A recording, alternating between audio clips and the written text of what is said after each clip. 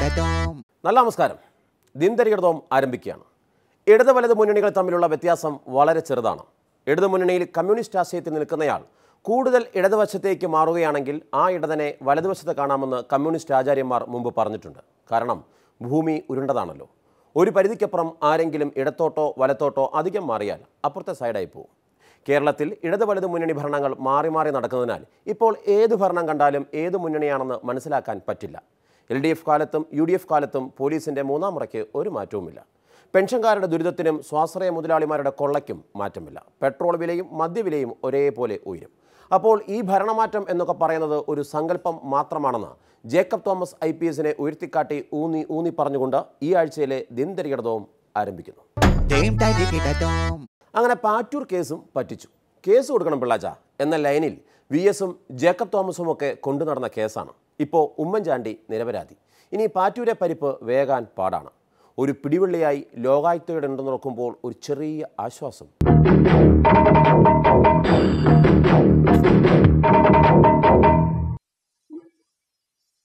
വെട്ടും കുത്തുമൊന്നും ഈ വെട്ടിച്ചറ ഡയമന് പുത്തരിയല്ല. കേട്ടോടാ മുരുകപ്പ, കരം പിരിച്ചു കഴിഞ്ഞോടാ. പിരിച്ചോണ്ടിരിക്കണോ? പോയി പിരിടാ. പാറ്റൂര് എന്നുള്ള കേസ് അന്വേഷിച്ചപ്പോൾ തദ്ദേശ സ്ഥാപനത്തെ പറ്റി വളരെ നന്നായിട്ട് മനസ്സിലാക്കാൻ പറ്റി, അവിടുത്തെ സദ്ഭരണത്തെ പറ്റി. നേരെ ചൊവ്വേ കരം പിരിച്ച് ചന്ത നടത്തുന്നത് ഒരുത്തനും പിടിക്കുന്നില്ലല്ലടാ.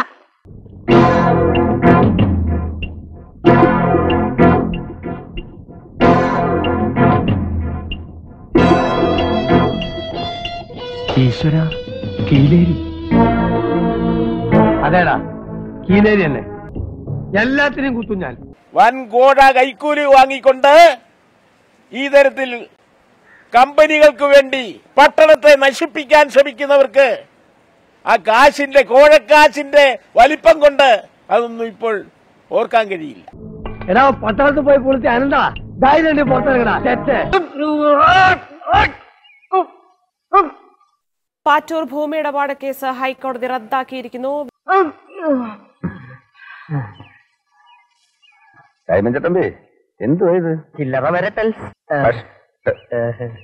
ഉമ്മൻചാണ്ടിയും തിരുവഞ്ചൂരും അടക്കമുള്ളവർക്ക് ആശ്വാസം നൽകുന്ന വിധി. വെള്ളയ്ക്ക പോലുള്ള ഈ മുഖത്ത് എന്തിനാടാ ഈ കട്ടപ്പമ്മ മീശ? ആകെ കൂടി ബാക്കിയുള്ള ഒരു ആയുധം, അതും കൂടി പോയാ ഈ ഡയമണ്ട് ജോക്കറായി പോവും. ഒന്ന് തിരിഞ്ഞു. ചെറുതും വലുതുമായ പട്ടണവാസികൾക്ക് ആകെ ദുരിതമുണ്ടാക്കുന്ന വിധത്തിലുള്ള ഒരു ശ്രമത്തിന് കേരള ഗവൺമെന്റ് കൂട്ടുനിൽക്കാമോ? പാടില്ല എന്നാണ് എന്റെ അഭിപ്രായം. എന്നോട് കളിക്കാൻ ധൈര്യം വാടാ. തന്നോട് കളിക്കാൻ ഞാനുണ്ട്. എടോ, തന്നോട് കളിക്കാൻ ഞാനുണ്ടെന്നാ പറഞ്ഞത്. ഈ പാറ്റൂർ കേസ് കോടതി കേസ് മൊത്തത്തിൽ റദ്ദാക്കിയിരിക്കുകയാണ്. എന്താണ് അങ്ങയുടെ ഒരു പ്രതികരണം? അതിൻ്റെ വിധിയുടെ പകർപ്പ് ഒന്നും കിട്ടിയിട്ടില്ല. കിട്ടിയതിന് ശേഷം എന്താണ് വേണ്ടതെന്ന് വക്കീലുമായിട്ട് ആലോചിച്ചിട്ട് ചെയ്യുന്നതാണ്. മേലാൽ ഈ ഏരിയയിൽ എങ്ങനെ കണ്ടുപോയാ? ശരി, പോട്ടെ. കൂടുതൽ എന്നെ നാറ്റിക്കരുത്. പിന്നെ കാണാം. ഒരു ബജറ്റ് എന്നൊക്കെ പറഞ്ഞാൽ ഒരോളം വേണ്ടേ? അതൊക്കെ നമ്മുടെ മാണി സാറിൻ്റെ കാലത്തെ ബജറ്റ്. എന്നാ രസമായിരുന്നു. ബജറ്റ് തുടങ്ങാതിരിക്കാൻ സ്പീക്കറുടെ കസേര വരെ എടുത്തെറിയുന്നു. MLAമാർ പരസ്പരം കടിക്കുന്നു. ശിവൻകുട്ടിയണ്ണൻ ഉണ്ണിക്കണ്ണം വെണ്ണ കെട്ടിട്ട് ഉറിയിലാടുന്ന പോലെ ആടുന്നു. ഈ സമയം നിയമസഭയ്ക്ക് പുറത്ത് അറഞ്ചം പുറഞ്ചം അടി നടക്കുന്നു. ഷുഗറുള്ള മാണി സാറിൻ്റെ വായിലേക്ക് ലഡു കുത്തിക്കയറ്റുന്നു. അതൊക്കെ ഒരു കാലം. ഇപ്പോൾ ഈ GSTയുടെ കാലത്ത് ധനമന്ത്രി തോമസ് ഐസക് ഒരു ബജറ്റ് അവതരിപ്പിച്ചു. സ്വയം വിമർശനപരമായ ഒരു ബജറ്റ്.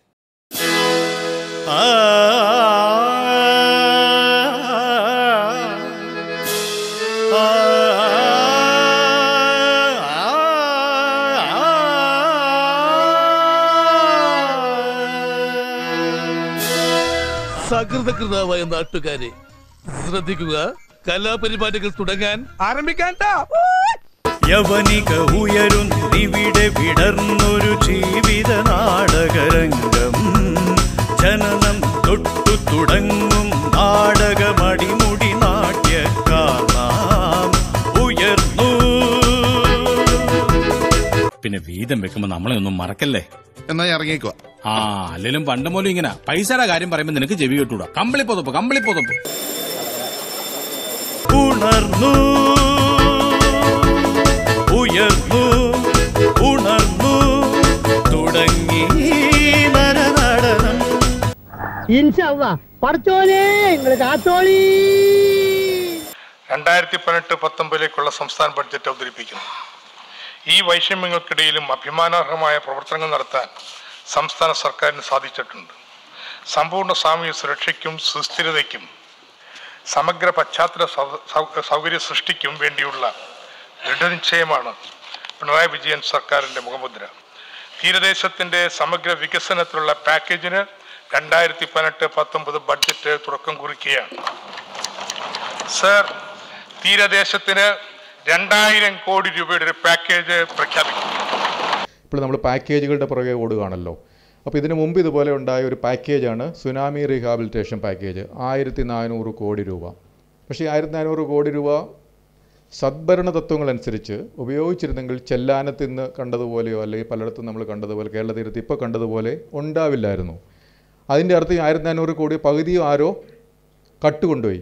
ഇനിയും പാക്കേജുകളുടെ പുറകെ നടക്കുകയാണ്. കർശനമായ സാമ്പത്തിക അച്ചടക്കം അനിവാര്യമാണ്. ധനക്കമ്മി അനുവദനീയമായ 3% ഒതുക്കി നിർത്തും. ഗ്ലാൻസിന് വില കൂടും. ആ ഗ്ലാസ് ബ്ലെൻഡ് ചെയ്തെടുക്കുന്നത് കൊണ്ട് പ്രോഗ്രസീവ് ഗ്ലാസ് ആയതുകൊണ്ടാണ് ഇതിന് സാധാരണത്തിലും കുറച്ച് കൂടുതൽ വന്നത്. നമ്മൾ അങ്ങനെ പണക്കാരല്ലോ കാഞ്ചനെ, എന്ന് വെച്ച് ദരിദ്രവാസികളല്ലോ. അനുവദനീയമായ വായ്പ ഉപയോഗപ്പെടുത്തിയിട്ടും തികയുന്നില്ലെങ്കിൽ ചെലവിന് നിയന്ത്രണം ഏർപ്പെടുത്തുകയല്ലാതെ മറ്റു മാർഗമില്ല. നാളത്തേക്ക് വല്ലതും കരുതി വെക്കണ്ടേ? ഇന്ന് സുഖമായിട്ട് ജീവിക്കാതെ നാളത്തേക്ക് കരുതി വെക്കുന്നതിൽ ഒരർത്ഥമില്ല സുഖേട്ടാ. ഒടുക്കം വയസ്സുകാലത്ത് ഖേദിക്കേണ്ടി വരും. ആരാരും തുണയില്ലാത്ത, ഒരു നേരത്തെ ഭക്ഷണം പോലും കിട്ടാത്ത, ഒരു ദിവസവും എങ്ങനെ തള്ളി നീക്കണം എന്നറിയാതെ ഉള്ള അഗതികളും അനാഥരുമായി ജീവിക്കുന്നവർ കേരളത്തിലുണ്ട്. അവർക്ക് വേണ്ടിയിട്ടാണ് വിശപ്പ് രഹിത കേരളം പദ്ധതി. വിശപ്പ് രഹിതം പദ്ധതി കേരളത്തിൽ കൂടുതൽ സ്ഥലങ്ങളിലേക്ക് വ്യാപിപ്പിക്കുന്നതിനായി 20 കോടി രൂപ വകയിരുത്തും. എന്നെ സംബന്ധിച്ച് കഞ്ഞി കുടിച്ച് ഉണക്കമീനും തിന്ന് ഒരു പായം കിട്ടി ആ സുഖമായിട്ട് കിടന്നുറങ്ങും. എല്ലാവർക്കും വീട്.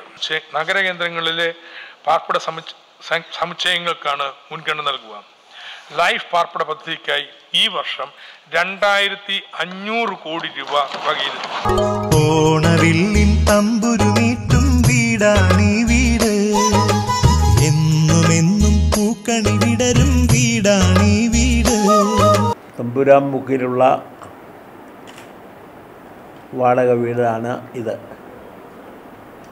ഇവിടെയാണ് തുടർന്ന് ഞാൻ താമസിക്കുന്നതെന്നുള്ള കാര്യം നിങ്ങളെ എല്ലാവരെയും അറിയിക്കുകയാണ്. ജനമനസ്സുകളിൽ ജീവിക്കുന്ന നേതാവാണ് സഖാവ് AKG.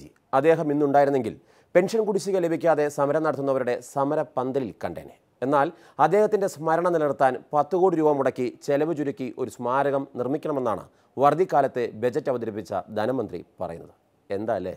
ഇന്ത്യയുടെ സ്വാതന്ത്ര്യത്തിനും അടിച്ചമർത്തപ്പെട്ടവന്റെ ഉയർത്തെഴുന്നേൽപ്പിനും ഒരേ പ്രാധാന്യം കൊടുത്ത് പ്രക്ഷോഭമുഖത്ത് തീജ്വാല പോലെ ആഞ്ഞു വീശിയ വിപ്ലവകാരിയായിരുന്നു AKG. അടിയുറച്ച രാഷ്ട്രീയ ബോധ്യത്തിന്റെ പിൻബലത്തിൽ നവോത്ഥാന കേരള സൃഷ്ടിക്കു വേണ്ടി പടപൊരുതിയ AKG ഇന്ത്യയുടെ രാഷ്ട്രീയ ചരിത്രത്തിൽ എന്നും ജ്വലിക്കുന്നൊരു അധ്യായമാണ്. സർ, അദ്ദേഹത്തിന്റെ സ്മരണക്ക് ഇണങ്ങുന്ന രീതിയിൽ ഒരു സ്മാരകം നിർമ്മിക്കുന്നതിന് ജന്മനാടായ പിള്ളശ്ശേരിയിൽ 10 കോടി രൂപ വകയിരുത്തുന്നു. മാപ്പ് പറയണം. മാപ്പ് പറഞ്ഞിട്ട് പോയാൽ മതി. മാപ്പ് പറഞ്ഞില്ല എങ്കിൽ വലിയ വില കൊടുക്കേണ്ടി വരും. ഇത്രയും വലിയ വില കൊടുക്കേണ്ടി വരുമെന്ന് ഞാൻ അറിഞ്ഞില്ല. 10 കോടിയാണ് വില. ഇത്രയും വലിയ വില പൊതുഖജനാവിൽ നിന്ന് കൊടുക്കേണ്ടി വരുമെങ്കിൽ ഞാൻ മാപ്പ് പറയാൻ തയ്യാറായിരുന്നു. ഇനി സർക്കാരിന് നികുതി വർദ്ധിപ്പിക്കാൻ അവസരമുള്ള പാവങ്ങൾ മദ്യ ഉപഭോക്താക്കളാണ്.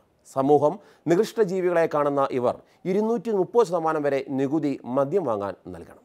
എക്സൈസ്, ഇന്ത്യൻ നിർമ്മിത വിദേശ മദ്യത്തിനും ബിയറിനും നിലവിലുള്ള വിൽപ്പന നികുതി, സർചാർജ്, സാമൂഹ്യ സുരക്ഷാ സെസ് എന്നിവ എടുത്തുകളയാനും തത്തുല്യമായ വിൽപ്പന നികുതി നിരക്ക് പരിഷ്കരിക്കുന്നതിന് തീരുമാനിക്കുന്നു.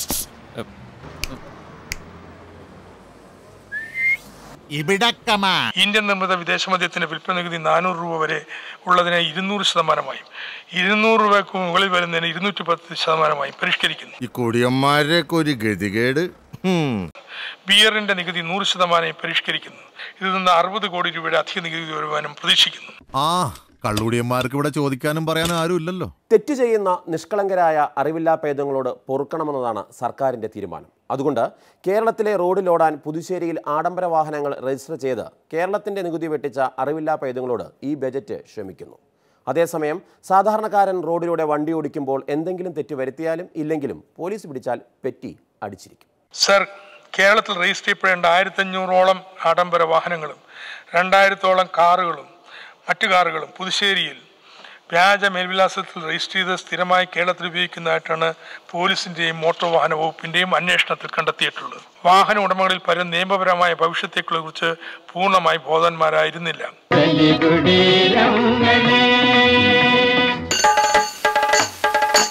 രണ്ടാമൊന്നും ചിന്തിക്കണ്ട, ഉറപ്പിച്ചോ. 8 ഉറുപ്പിക്ക് മോറീസ് പോട്ട് അതിന്റെ ടയർ പോലും കിട്ടില്ല. മുജമ്മ സുഹൃത്തെന്ന് കരുതിയാ മതി. ആ ഓണം നിരക്കി നാളെ കേക്കട്ടെ. ശരി.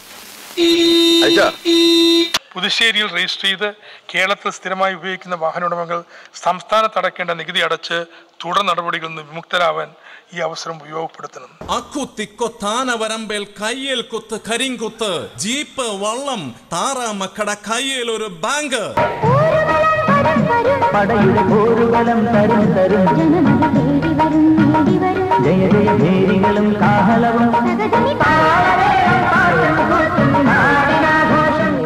ഇനി ഈ സർക്കാരിൻ്റെ അഭിമാനകരമായ നേട്ടം കുടിശ്ശിക പെൻഷനുകൾ കാലതാമസമില്ലാതെ നൽകിയത്രേ.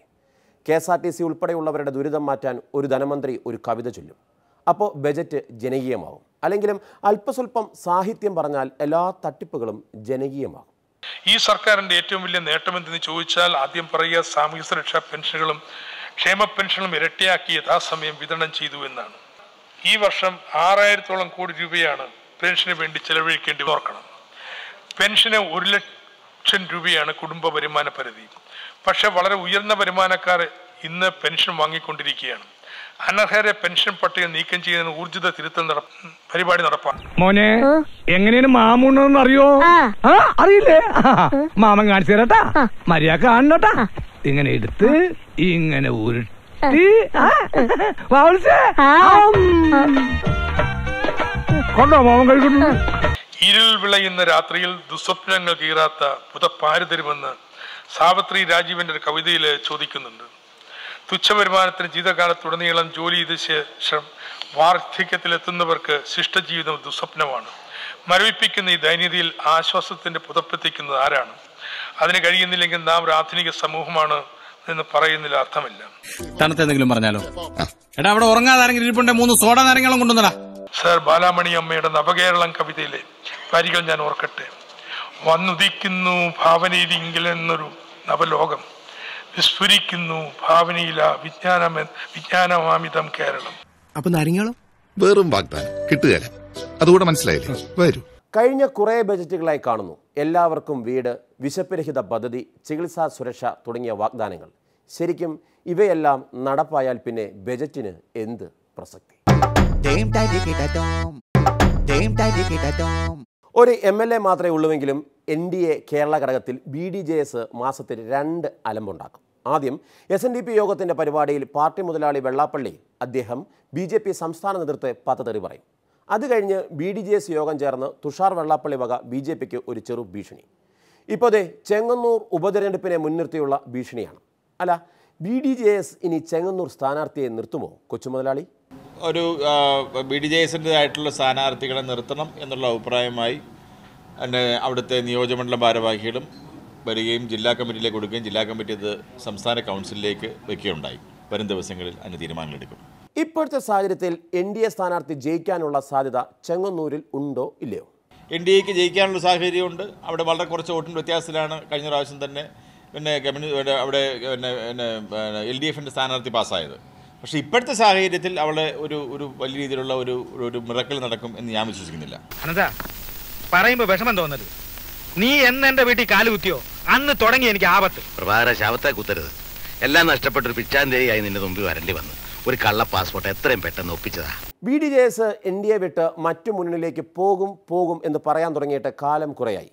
മറ്റു മുന്നണികളോട് എന്തെങ്കിലും ശത്രുതയുണ്ടോ?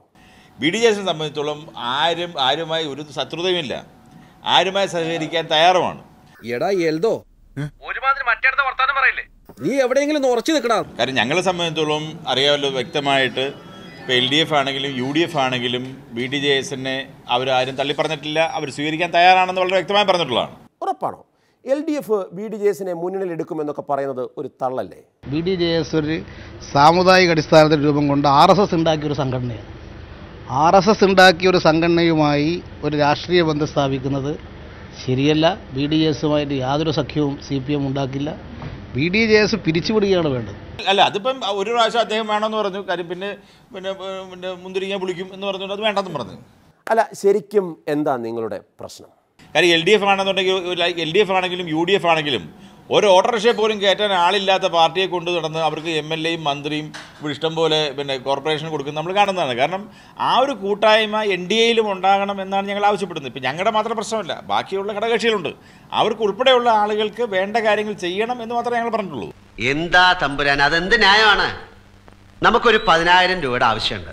വിൽക്കാനുള്ളത് ചക്കയാണ്. ചക്കയ്ക്ക് 10,000 രൂപ കേട്ടോ. എന്തിനല്ലേ ഒരു സാമാന്യ നിയമം? കേരളത്തെ ഒരു കാരണവശാലും കേരള പൊളിറ്റിക്സിൽ നിന്ന് BDJസിനെ മാറ്റി നിർത്താൻ കഴിയില്ല. അത് LDFിനറിയാം, UDFിനറിയാം, NDAക്ക് അറിയാം. ഒരു സംശയം, BDJS എന്ന പാർട്ടി എപ്പോൾ വാർത്താ സമ്മേളനം നടത്തിയാലും ജനങ്ങളുടെ പ്രശ്നങ്ങൾ ഒന്നും പറയാറില്ല. ഒരു ജനകീയ സമരങ്ങളും ആഹ്വാനം ചെയ്യാറില്ല. ആകെ ചെയ്യുന്നത് ഞങ്ങൾക്ക് BJP ഒന്നും തന്നില്ല, ഞങ്ങൾ ഇപ്പോൾ പോകും എന്ന പല്ലവി മാത്രം. ശരിക്കും നിങ്ങളൊരു രാഷ്ട്രീയ പാർട്ടി ആണോ?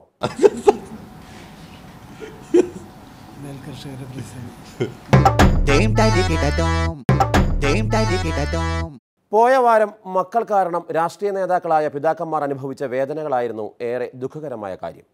രാഷ്ട്രീയം പറയാത്ത മക്കൾ കാശ് കടം വാങ്ങി കടക്കണിയിലായാൽ അച്ഛന്മാരായ നേതാക്കന്മാർ എന്തു ചെയ്യാൻ? ഒരച്ഛൻ്റെ രോദനം.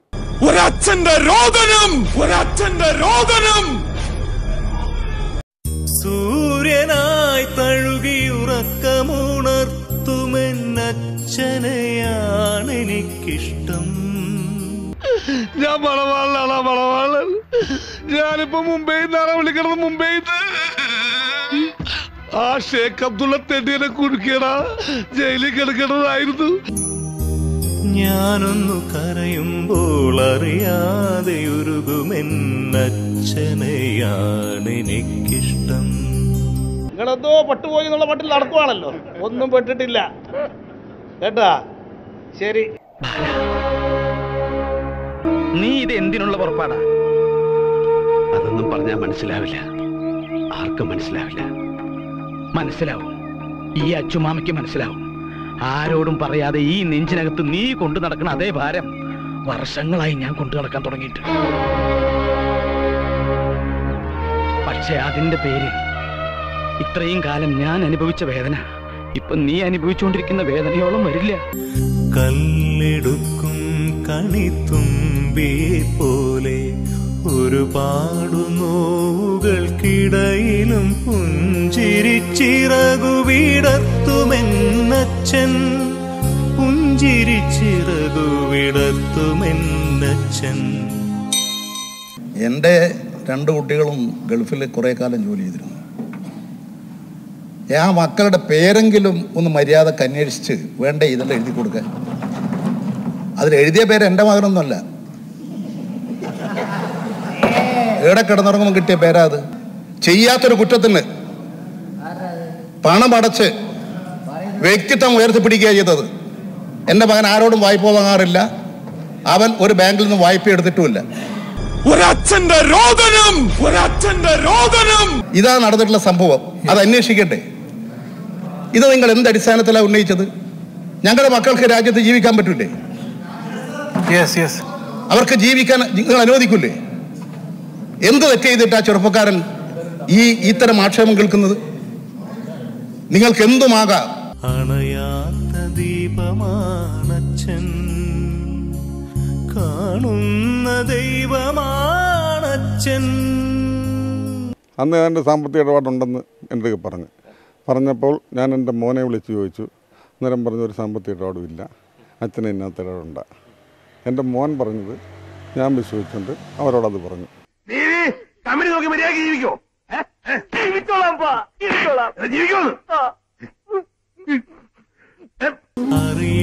അറിയില്ലെനിക്കേതു വാക്കിനാൽ അച്ഛനെ വാഴ്ത്തുമെന്നറിയില്ല ഇന്നും.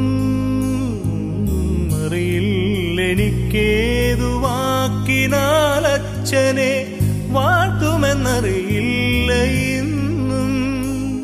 ഒരച്ഛന്റെ രോദനം, ഒരച്ഛന്റെ രോദനം. അപ്പോൾ കേരളത്തിൽ ഏറ്റവും കൂടുതൽ ട്രാഫിക് നിയമലംഘനം നടത്തിയ രാഷ്ട്രീയ നേതാവിൻ്റെ വാഹനം BJP സംസ്ഥാന പ്രസിഡന്റേതാണ്. കുമ്മനത്തിൻ്റെ വണ്ടി ചുവപ്പ് കണ്ടാൽ നിർത്തില്ല. അതാണ് പാർട്ടി തീരുമാനവും. ജേക്കബ് തോമസിന് ഇനി ഏത് കുരിശാണോ അടുത്തയാഴ്ച വരാൻ പോകുന്ന ആശങ്കയിൽ ഇന്നത്തേക്ക് വിടാം. വീണ്ടും കാണും വരെ നല്ല നമസ്കാരം.